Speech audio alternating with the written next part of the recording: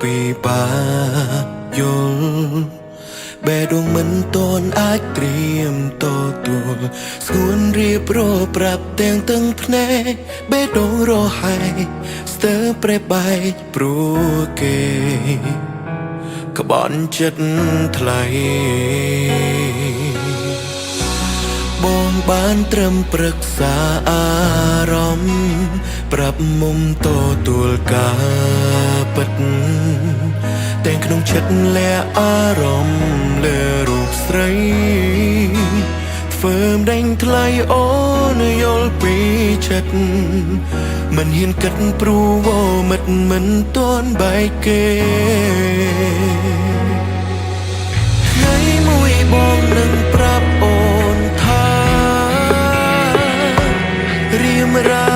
បានលួយមានចិត្តលើស្ងួន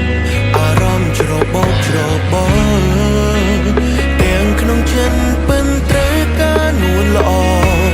សួរខ្លួនឯងអាចចាំបានទេ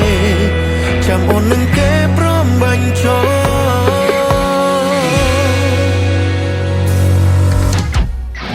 តែអ្វីមិនដូចចិត្តដែលគិត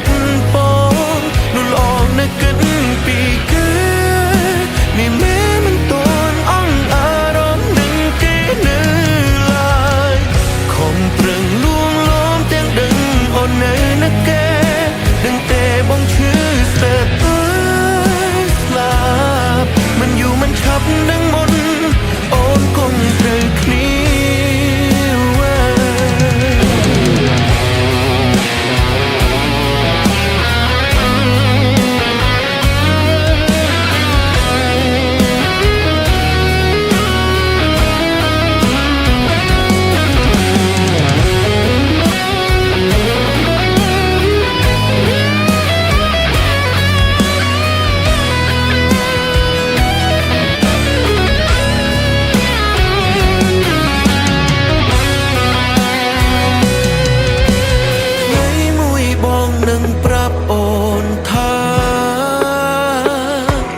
រៀមរា